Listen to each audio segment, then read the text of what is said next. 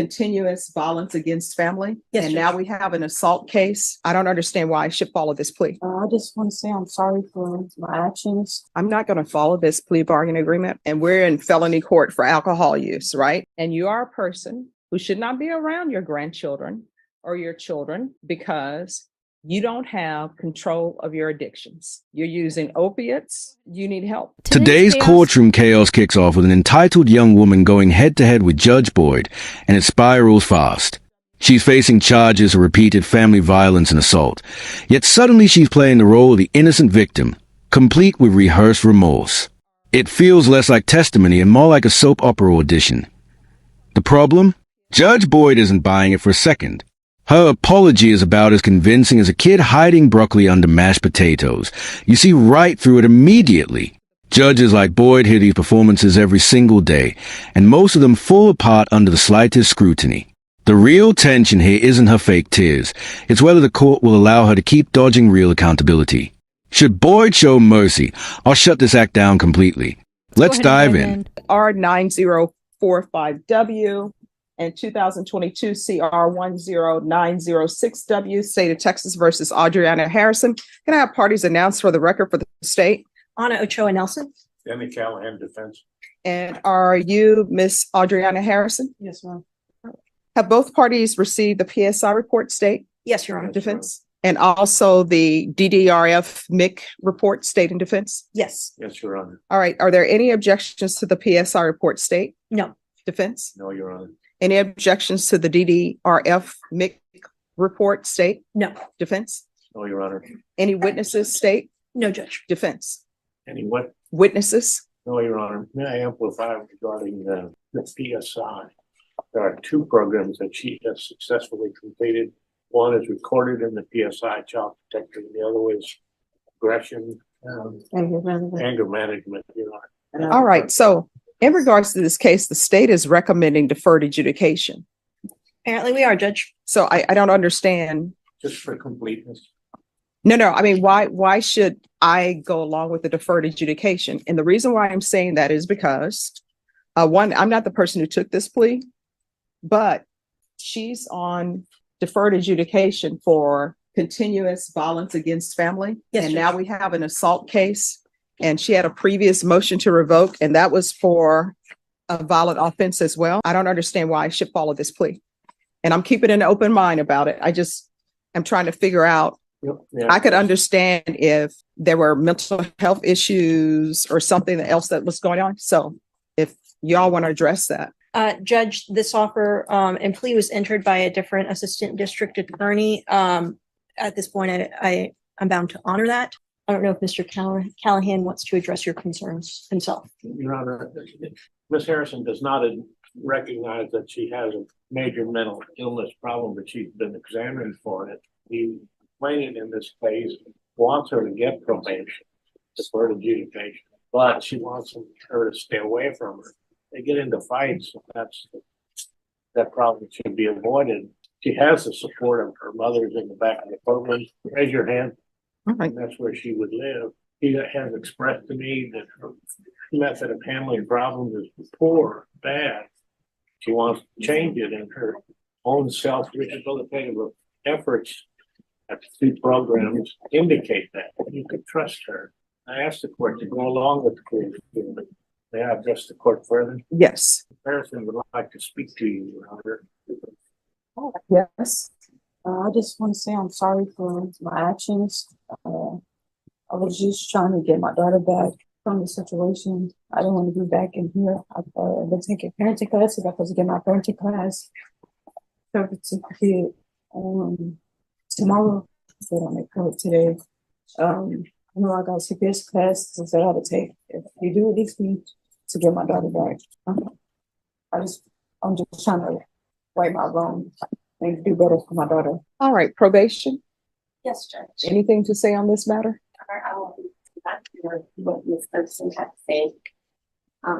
She wants to get out to get her child back, and she promises to do better. Your Honor, I would say, as the court noted before, this is not the first MTR for a violent offense. And with the 3 new cases, the probation department is recommending revocation. All right. It appears that she has not completed the BIPP class, her parenting class, Oh, just 1 second. and I do not have on here, I would have to look in the system of any UAs that she's completed. I don't see that she's paid anything toward her fees or fines as well. All right. So, Ms. Harrison, you may want to speak to your attorney. I'm not going to follow this plea bargaining agreement. It's rare that I don't follow plea bargaining agreements, but I'm not going to follow this plea bargaining agreement. Now, I understand that probably, and I'm making an assumption, I understand that probably you entered the plea to the deferred and then entered a plea on the motion to revoke, thinking that the court would probably grant your deferred and therefore not revoke you on the other. If that was the assumption you had, if you've made a plea in the motion to revoke, I'll allow her to withdraw that plea and it can be set for a contested hearing. We withdraw, Your Honor. All right. So I'm going to allow them to withdraw their plea to any allegation. This is where Judge Boyd truly earns her reputation. She calls the lie out directly. The defendant insists she completed parenting classes, but probation records clearly prove she didn't. That's not confusion. That's a deliberate lie. And when you're already in court for violent behavior, lying to a judge is self-sabotage at its finest. Boyd understands that offering a plea deal in this moment would reward dishonesty. The justice system simply doesn't function if second chances are treated like unlimited coupons. Research consistently shows that early probation violations strongly predict repeat offenses, one of the biggest red flags judges watch for. What makes this even more alarming is the impact on her child, because every new incident stacks against her ability to parent safely. This isn't just about one case, it's about stopping a cycle of violence before it continues. She's not only failing the court, she's failing her family. That's why Boyd's pushback makes sense, even if it sounds harsh at first. Was this the right call, or did she deserve another chance? Let's move on to the next case, this one involving a severely intoxicated defendant. In the motion to revoke, and we'll set the motion to revoke for a contested hearing, and then whatever you all choose to do on the new case, you're more than welcome to do it. How much time do you need, Mr. Callahan? At the court's convenience, Your Honor. All right, state for a contested hearing. 2 to 3 weeks, Judge. All right, Ms. Ferguson, can you recall this back for a contested hearing? State of Texas versus Rolando Valadez. Can I have parties announced for the record for the state? Hank Wilkins for the state, Your Honor. Defense? Kelly Piddle. And are you Mr. Rolando Valadez? Yes.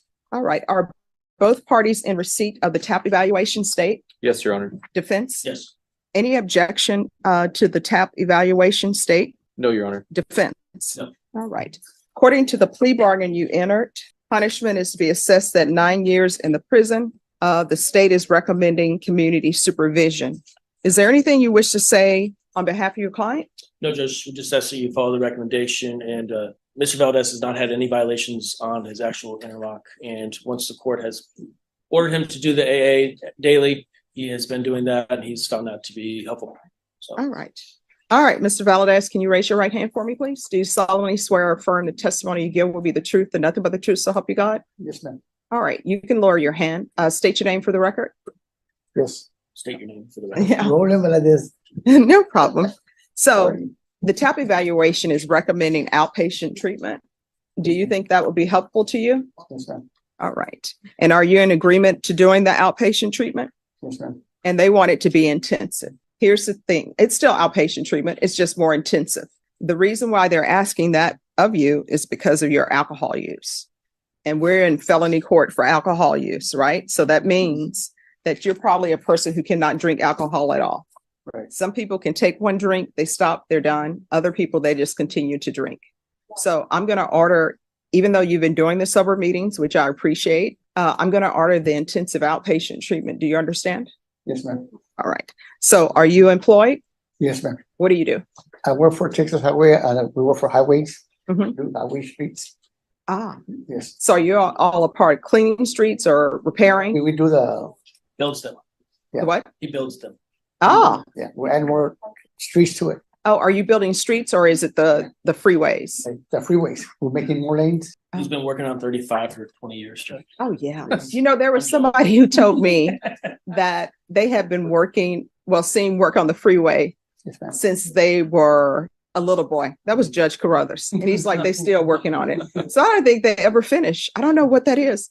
Why is it in other countries, people will work on a highway, like a highway gets destroyed, and then once the concrete or whatever materials they use have cured, it's like it's done.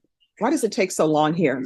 The weather sometimes, but the material and the process of in and out, Mhm. because the streets gotta be open, so we need a lot of people directing the traffic.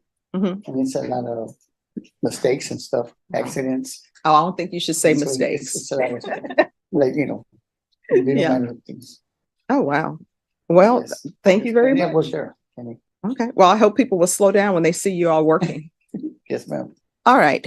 Then I'm going to follow your agreement. This is what I'm going to do. I'm going to sentence you to 9 years in the prison, suspended and probated for 9 years. We'll do intensive outpatient treatment with probation. If there's an issue with that in your job, because I know your work hours are probably either early in the morning or late at night, just make sure you stay in contact with probation and let them know. If you feel like there's an issue where you're missing work or you can't miss work because they're going to fire you or something, let probation know. If you feel like they're not able to help you, you can always come back to the court or call your attorney and you can come back to the court. You understand? Yes, ma'am. All right. There's to be regular reporting by Zoom or in person. Ignition interlock, that's for the full term. And I just noticed that was outside the agreement, Mr. Piddle.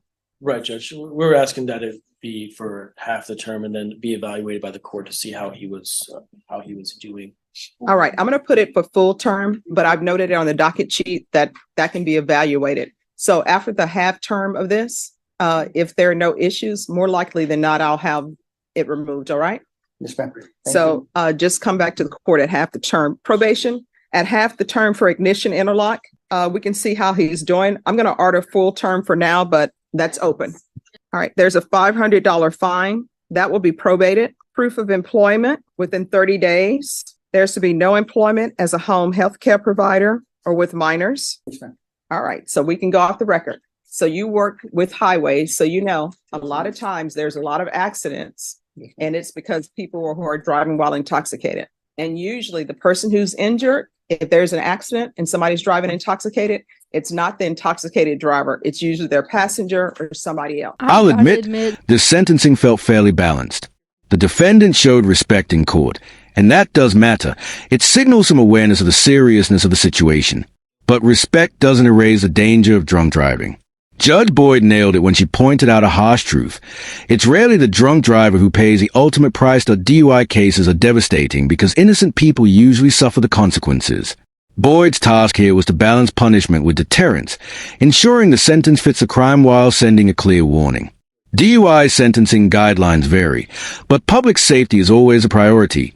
And that's exactly what guided the decision, though it's also worth noting that repeat DUI offenders face much harsher penalties, so this defendant is fortunate it's a first offense. Still, driving under the influence puts every stranger on the road at risk, and there's no rewind button if tragedy strikes. Fair? Yes. Light? Absolutely not. Did Boyd strike the right balance, or was she too lenient? Let's jump into the next hearing, this time involving a smug probation violator with yet another drug relapse. So you cannot drink or drive. And because you're on probation, even at your own house, because I know the holidays are coming up.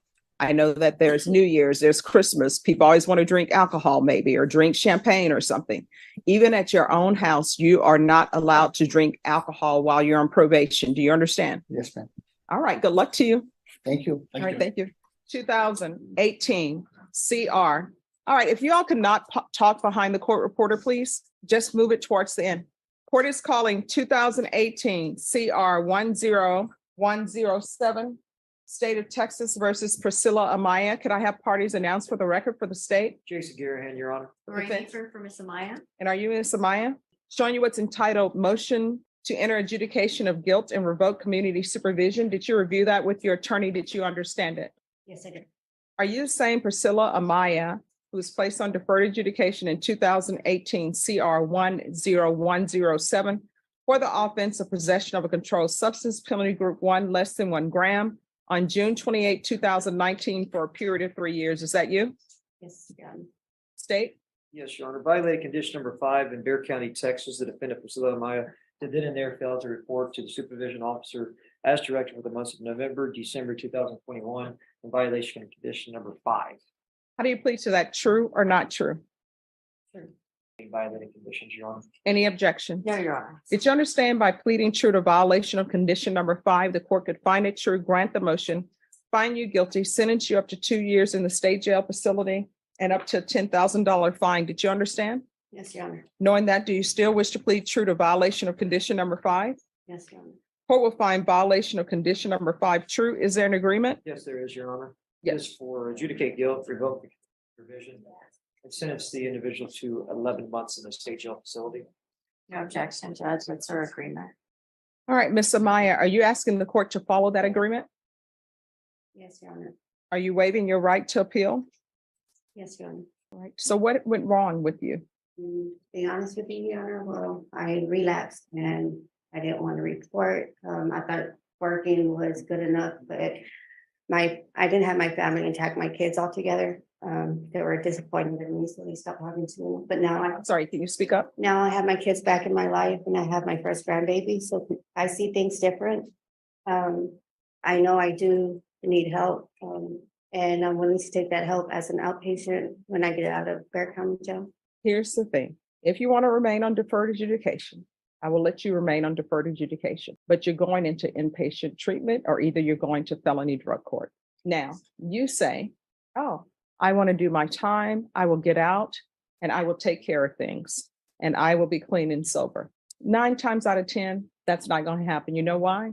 Because you are looking at 2 years in the state jail facility and you couldn't do it. And you are a person who should not be around your grandchildren or your children because you don't have control of your addictions. You're using opiates. You need help. So if you want, here are your 2 choices. State and defense, they came up with their agreement.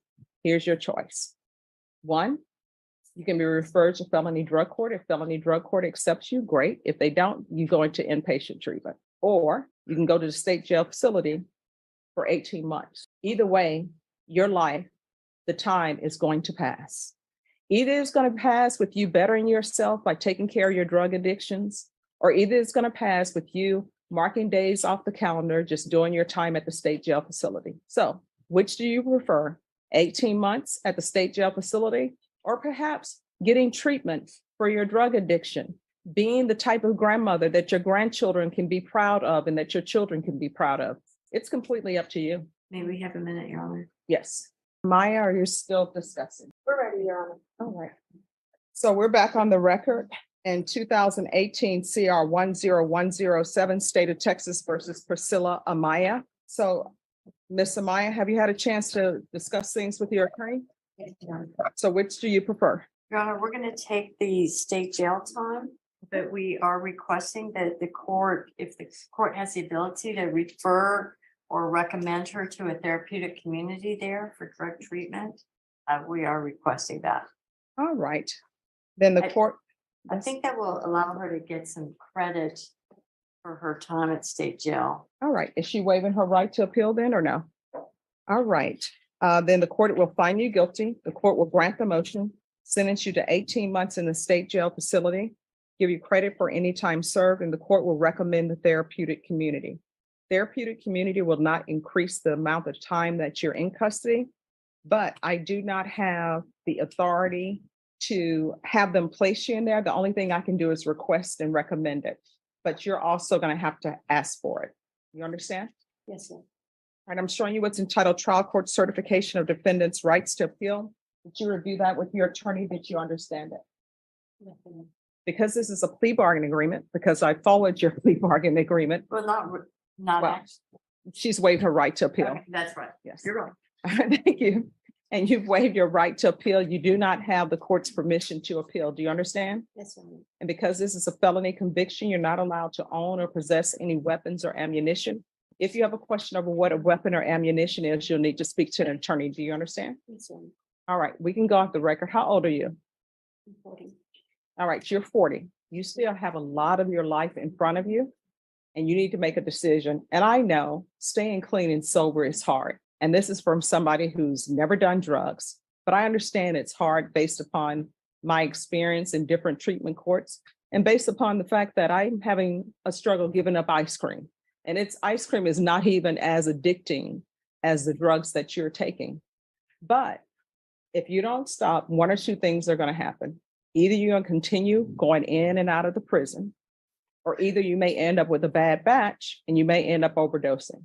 And I don't think you want your children or your grandchildren to read about you in the news where it's bodies found on whatever street it is, and then they finally identify it and it's you. You understand? But you're going to have to work for it. And when you get out, there are plenty of places that have free treatment for you. Okay? All right. Good luck to you. Thank you. You're welcome. Judge Boyd wrapped up these cases with a combination of patience and firmness, and overall, she handled them well. That said, I personally might have been tougher on the probation violator. Her sudden new perspective feels hollow. She claims her grandchild inspired her to change, but if raising her own children didn't do that, why should the court believe it now? It's a familiar story in courtrooms, heartfelt promises without evidence. And that highlights the bigger issue judges constantly face, deciding whether to offer one more chance or prioritize public safety. Probation isn't a free pass, it's a legal contract. Break it, and the system is supposed to respond more firmly. Boyd walked that line carefully, perhaps even more generously than some would. But what do you think? Did she give too much benefit of the doubt, or was it the right move to test her commitment to change? Drop your thoughts in the comments. Thanks for watching, and I'll see you in the next one.